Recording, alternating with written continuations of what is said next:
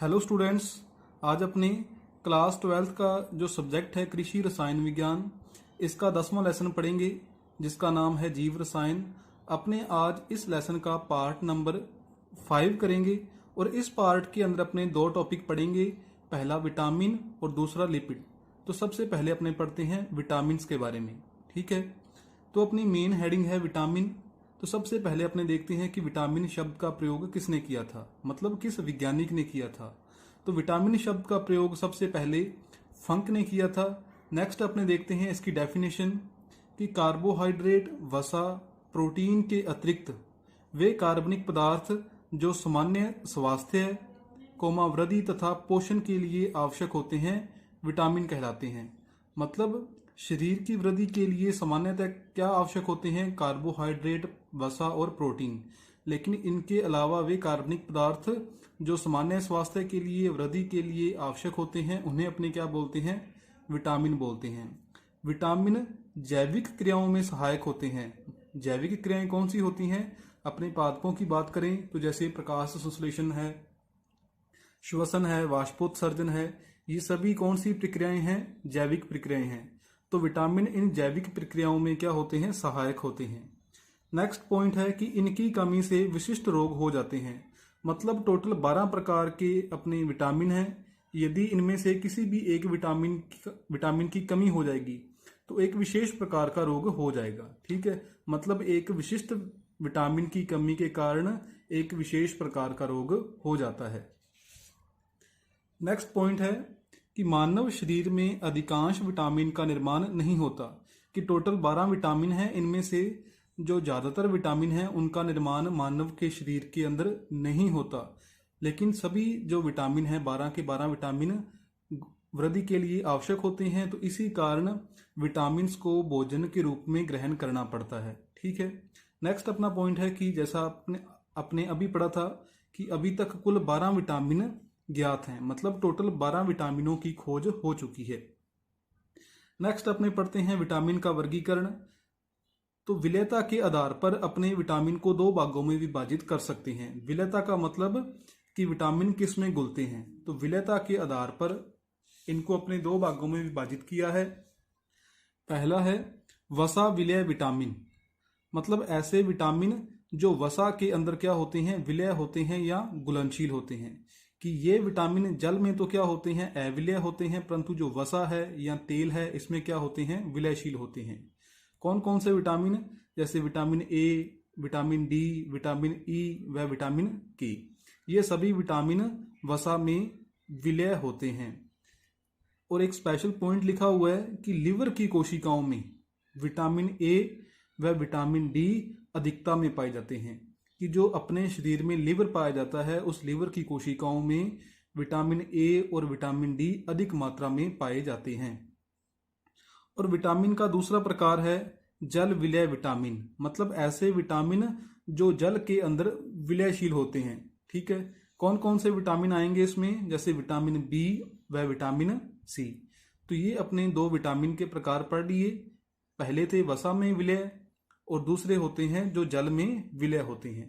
ठीक है, नेक्स्ट अपने पढ़ते हैं विटामिन का जैव निकायों में कार्य। मतलब विटामिन के क्या क्या कार्य हो सकते हैं। तो विटामिन कम मात्रा में जैव रासायनिक क्रियाओं को उत्प्रेरित करते हैं। आपने शुरू में पढ़ा था कि ये जैव रासायनिक क्रियाओं में सहायक होते हैं। तो यहाँ पर आया है कि जो विटामिन है ये कम मात्रा में ही जैव रासायनिक क्रियाओं की दर को बढ़ा देते हैं या उन्हें उत्प्रेरित कर देते हैं। तो जब ये कम मात्रा में ही जैव रासायनिक क्रियाओं को उत्प्रेरित करते हैं तो इसीलिए अपने कह सकते हैं कि प्रत्येक आदमी को विटामिन की कम मात्रा की आवश्यकता होती है। कि प्रत्येक विटामिन की जो प्रतिदिन की आवश्यकता होती है वो भी क्या होती है? कम होती है। नेक्स्ट पॉइंट है कि वयस्कों की तुलना में युवाओं को विटामिन की अधिक आवश्यकता होती है। क्योंकि जो युवा होते हैं वो अधिक सक्रिय होते हैं, तो उनमें जैव रासायनिक क्रियाएं हैं वो भी ज़्यादा होती हैं। तो इसलिए युवाओं को विटामिन की आवश्यकता ज़्यादा होती है वयस्कों की तुलना में। फिर लास्ट वही पॉइंट रिपीट हुआ है कि प्रत्येक विटामिन की कमी से विशेष रोग हो जाता है। कि अपने यदि किसी विशेष प्रकार के विटामिन का सेवन नहीं करेंगे तो अपने बॉडी में, अपने शरीर में उस विटामिन की कमी हो जाएगी, जिसके कारण अपने शरीर में एक रोगों, किसी विशेष प्रकार के रोग के लक्षण उत्पन्न हो जाएंगे। ठीक है, कि प्रत्येक विटामिन की कमी से विशेष रोग के लक्षण उत्पन्न होने लगते हैं, जिसे भोजन के साथ लेकर रोका जा सकता है। तो जब अपने शरीर में उस विटामिन की कमी को अपने पूरा कर लेंगे तो अपने उस रोग से बच सकते हैं। नेक्स्ट अपने पढ़ते हैं सबसे इम्पॉर्टेंट कि कौन कौन से विटामिन हैं, उन विटामिनों के स्रोत क्या हैं और उनके कार्य क्या हैं, और उन विटामिनों की कमी के कारण कौन कौन से रोग हो सकते हैं। ठीक है, तो सबसे पहला अपने विटामिन पढ़ते हैं विटामिन ए। विटामिन ए को अपने क्या बोलते हैं? कैरोटीनॉइड। इसके मुख्य स्रोत आपके सामने लिखे हुए हैं: दूध, अंडा, मछली, लीवर, हरे तथा पीले साग सब्जियां आदि। इसके कार्य क्या होते हैं विटामिन ए के? कि ये नेत्र दृष्टि के लिए आवश्यक होता है, और इसकी कमी से कौन सा रोग हो जाएगा? रतौंधी, मतलब रात को दिखना बंद हो जाता है। क्योंकि ये नेत्र दृष्टि के लिए आवश्यक है, तो यदि इसकी कमी हो जाएगी तो जो रतौंधी रोग है वो हो जाएगा। इसी प्रकार नेक्स्ट विटामिन है अपना विटामिन B1, जिसे अपने थायमीन बोलते हैं। तो इसके स्रोत भी आपके सामने लिखे हुए हैं, आप पढ़ सकते हैं। अपने मेन पॉइंट पढ़ेंगे इसके कार्य। तो विटामिन B1 का क्या कार्य होता है? तंत्रिका तंत्र का संचालन, कि जो अपने शरीर में तंत्रिका तंत्र होता है वो सुचारू रूप से कार्य करे, इसके लिए विटामिन B1 आवश्यक होता है। और इसकी कमी के कारण कौन सा रोग हो जाता है? बेरी बेरी रोग हो जाता है। इसके साथ ही जो तंत्रिका तंत्र है उसमें भी प्रॉब्लम आ जाती है और भूख लगना बंद हो जाता है या भूख कम लगती है। तीसरा अपना विटामिन है विटामिन B2, जिसे अपने राइबोफ्लेविन भी बोलते हैं। ठीक है, इसके कार्य क्या है? यह शरीर की वृद्धि के लिए आवश्यक होता है, और इसकी कमी के कारण अपने मुंह में छाले हो जाते हैं, जो होंठ हैं वो किनारों से फट जाते हैं। ठीक है, इस प्रकार की बीमारियां विटामिन B2 की कमी के कारण होती हैं, जैसे डर्मेटाइटिस रोग है वो भी इसकी कमी के कारण होता है। नेक्स्ट है विटामिन B6, जिसे अपने पिरिडॉक्सिन भी बोलते हैं। तो विटामिन B6 का कार्य क्या होता है? रक्त का संचार, कि अपने शरीर में जो रक्त है उसका संचार सही रूप से हो। तो इसके लिए कौन सा विटामिन कार्य करता है? Vitamin B6। और इसकी कमी के कारण क्या होता है? एनीमिया रोग हो जाता है, मतलब अपने शरीर में खून की कमी हो जाती है। नेक्स्ट विटामिन है विटामिन B3, जिसे अपने निकोटिनिक अम्ल या नायसिन भी बोलते हैं। तो ये विटामिन उपापचयी क्रियाओं में सहायक होता है। ठीक है, और इसकी कमी के कारण जो प्लेगरा रोग है वो हो जाता है। इसमें लिखा हुआ है दस्त, त्वचा शोथ या मनोभ्रंश। ठीक है, नेक्स्ट अपना है विटामिन B12, जिसे अपने साइनो कोबालमिन भी बोलते हैं, और ये भी उपापचय क्रियाओं में सहायक होता है। और इसकी कमी के कारण भी जो अपने शरीर में खून की कमी हो जाती है, एनीमिया रोग के लक्षण आ जाते हैं, भूख कम लगती है, घबराहट होने शुरू हो जाती है। नेक्स्ट विटामिन है अपना विटामिन C, जिसे अपने एस्कॉर्बिक अम्ल भी बोलते हैं। इसके स्रोत आपने याद रखने हैं, जो अपने खट्टे फल होते हैं उनमें जो विटामिन C है वो पाया जाता है, जैसे नींबू, संतरा, टमाटर, आंवला। ठीक है, और इसका काम क्या होता है? यह घावों को भरता है। ठीक है, मतलब विटामिन C के कारण जो घाव है वो जल्दी भरने लग जाते हैं। और इसकी कमी के कारण कौन सा रोग होता है? स्कर्वी रोग होता है, जिसके कारण जो अपनी स्किन है वो खराब होनी शुरू हो जाती है। नेक्स्ट है विटामिन H, जिसे अपने बायोटिन भी बोलते हैं, और इसके स्रोत क्या हैं? दूध, खमीर, अंडे, ये इसके स्रोत हैं। और इसका क्या कार्य होता है? उपापचय क्रियाओं में ये सहायक होता है। और इसकी कमी के कारण कौन से रोग होते हैं? बालों का गिरना, त्वचा शोथ, पैरालाइसिस मतलब लकवा, कि विटामिन H की कमी के कारण बाल झड़ने शुरू हो जाते हैं और लकवा जैसी बीमारी भी हो सकती है। नेक्स्ट विटामिन है विटामिन D, जिसे अपने स्टेरॉल्स भी बोलते हैं, और इसका क्या कार्य होता है? यह अंधता को रोकता है, मतलब ये भी नेत्र दृष्टि से संबंधित है। अंधता को रोकता है, वृद्धि करवाता है, कैल्शियम और फास्फोरस का उपापचयन करता है। और इसकी कमी के कारण कौन से रोग उत्पन्न होंगे? बच्चों का सूखा रोग, हड्डियों तथा दांतों की विकृति व कम वृद्धि। इसमें से मेन है हड्डियों तथा दांतों की विकृति, क्योंकि इसमें कैल्शियम और फास्फोरस का उपापचयन ये करता है।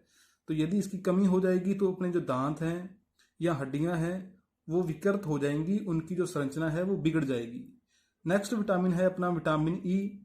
ये क्या करता है, प्रतिऑक्सीकारक है। इसका कार्य क्या होता है, प्रतिऑक्सीकारक, मतलब जो अपने शरीर में जहरीले पदार्थ होते हैं उनको बाहर निकालने में सहायक होता है।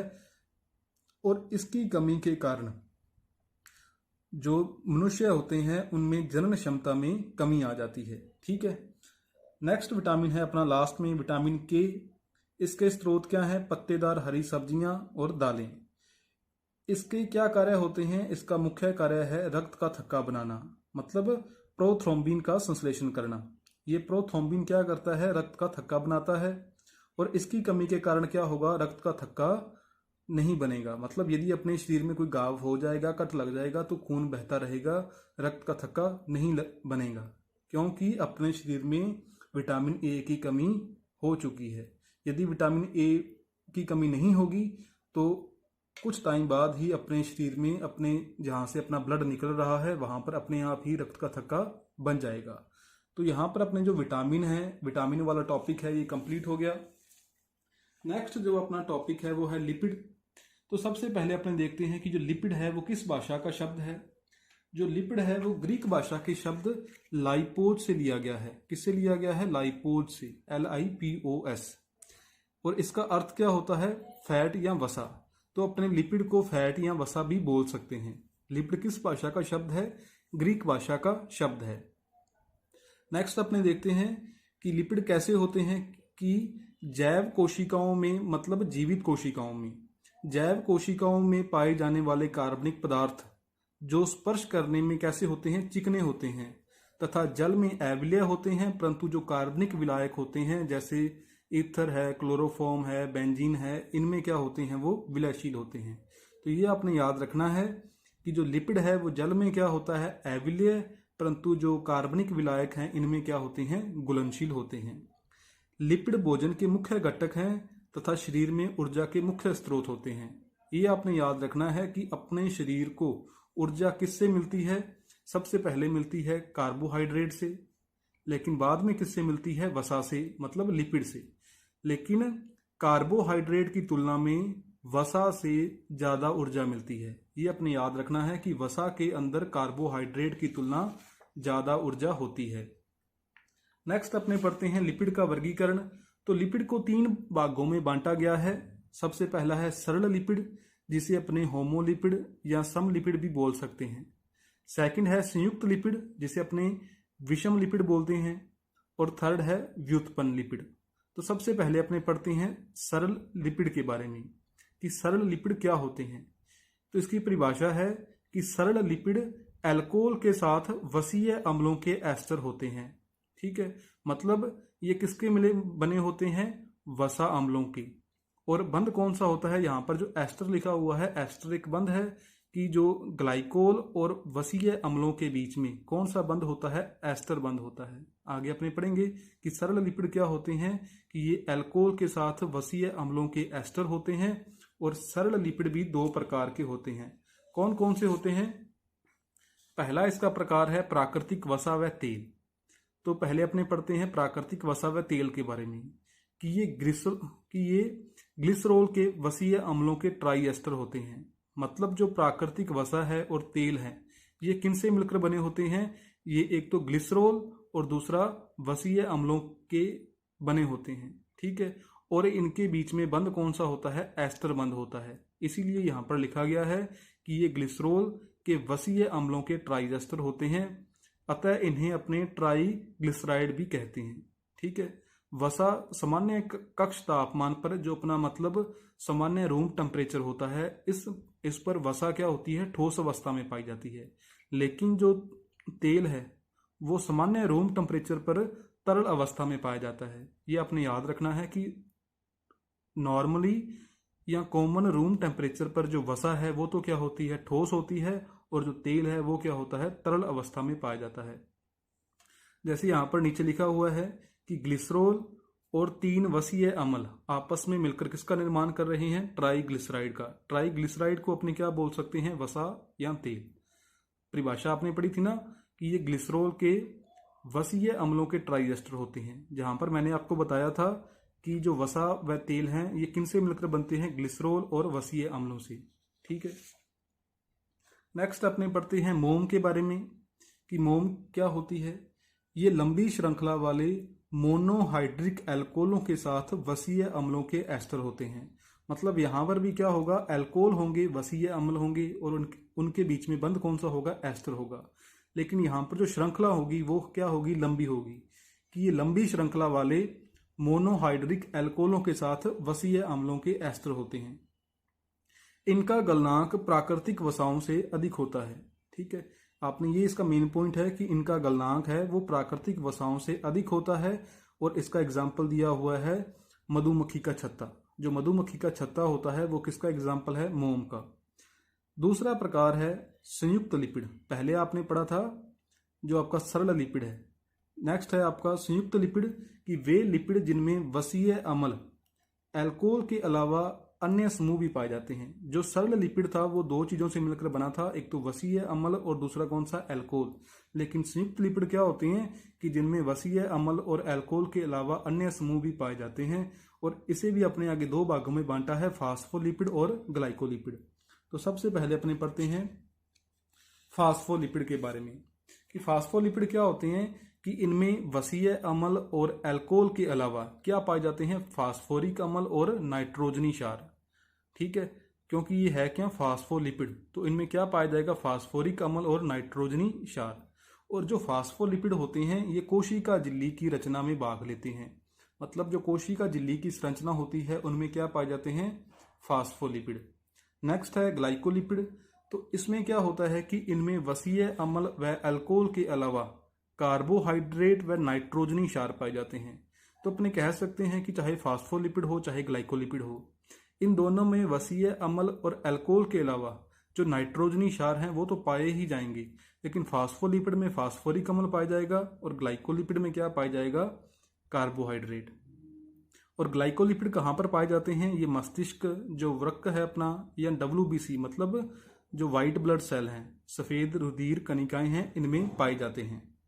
लिपिड का तीसरा प्रकार है व्युत्पन्न लिपिड। तो जो व्युत्पन्न लिपिड है ये सरल और संयुक्त लिपिड के मिलने से बनते हैं। ठीक है, कि व्युत्पन्न लिपिड सरल व संयुक्त लिपिड के जल अपघटन के उत्पाद होते हैं। नेक्स्ट अपने पढ़ते हैं सरल लिपिड की रासायनिक संरचना। तो इसमें सबसे पहले अपने पढ़ेंगे वसा व तेल। कि सरल लिपिड के अंदर आपने दो पॉइंट पढ़े थे, एक तो पढ़ा था वसा व तेल और दूसरा आपने पढ़ा था मोम। तो सबसे पहले अपने पढ़ेंगे वसा व तेल के बारे में।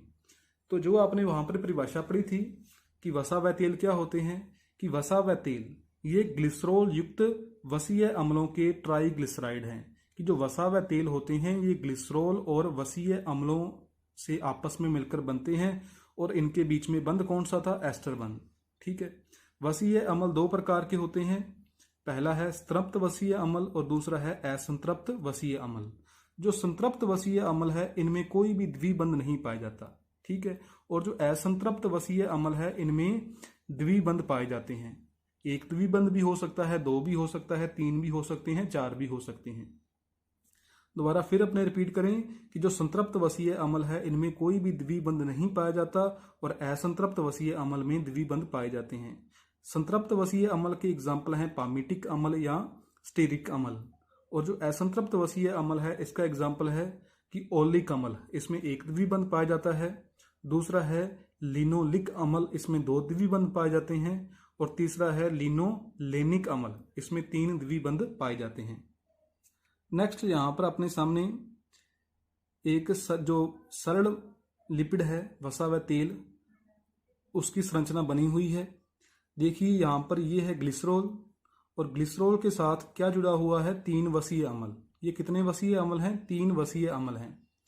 और ग्लिसरॉल का OH समूह और वसीय अम्ल का H समूह आपस में बंध बना रहे हैं और इस प्रकार यहाँ पर तीन जगहों पर ये बंध बन रहे हैं। मतलब टोटल कितने बंध हैं, यहाँ पर तीन बंध हैं और इस बंध को अपने क्या बोलते हैं, एस्टर बंध।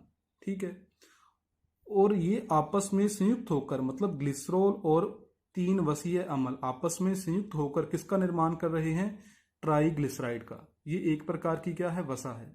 ठीक है, और इस प्रकार ये आपस में जुड़ते हैं और जुड़ने पर जो 3 अणु H2O के या जल के बाहर निकल जाते हैं।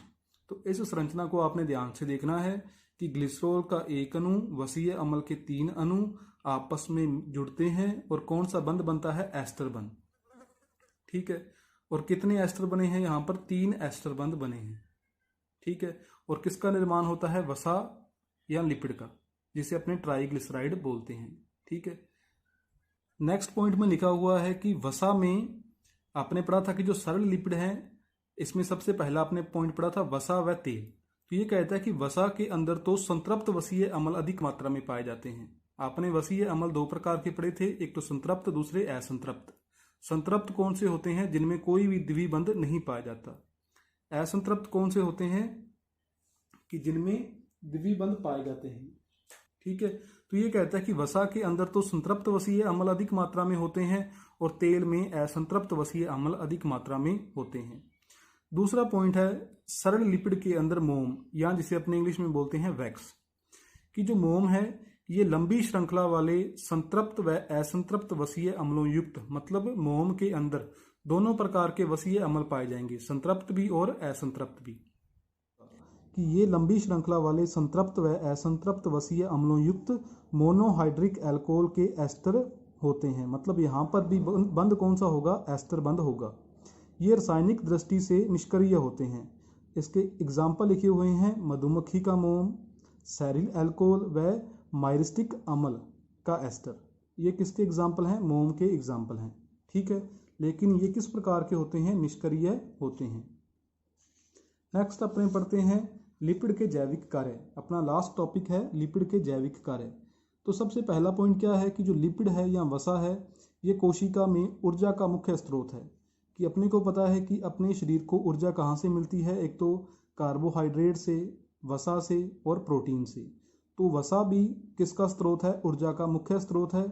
ये हार्मोन संश्लेषण में भाग लेते हैं। ठीक है, जो लिपिड है या वसा है ये हार्मोन संश्लेषण में भाग लेते हैं और ये शरीर के लिए ऊष्मारोधी व यांत्रिक सुरक्षा प्रदान करते हैं। मतलब जो अपने शरीर में ऊष्मा होती है उसको बाहर निकलने से रोकते हैं। ये शरीर के लिए ऊष्मारोधी व यांत्रिक सुरक्षा प्रदान करते हैं। जो लिपिड हैं ये एंजाइम के सक्रियण के लिए आवश्यक होते हैं। कि जो एंजाइम पाए जाते हैं उन्हें भी सक्रिय करने के लिए किनकी आवश्यकता होती है, लिपिड की आवश्यकता होती है। नेक्स्ट अपना पॉइंट है लास्ट, कि फास्फोलिपिड कोशिकाओं के संरचनात्मक घटक हैं। ठीक है, कि आपने पढ़ा था कि ये 2 प्रकार के थे, फास्फोलिपिड और ग्लाइकोलिपिड। जो फास्फोलिपिड होते हैं ये जो कोशिका झिल्ली होती है उसकी संरचना के मुख्य घटक होते हैं। तो अपने कह सकते हैं कि फास्फोलिपिड कोशिकाओं के संरचनात्मक घटक हैं। तो ये अपना जो पार्ट नंबर 5 था वो कंप्लीट हो गया। आज अपने इस पार्ट में 2 टॉपिक कंप्लीट किए हैं, विटामिन और लिपिड। नेक्स्ट वीडियो के अंदर अपने एक नया टॉपिक लेके आएंगे। यदि आपको इस वीडियो में कोई भी डाउट हो तो आप कमेंट बॉक्स में कमेंट करके पूछ सकते हो। Thank you.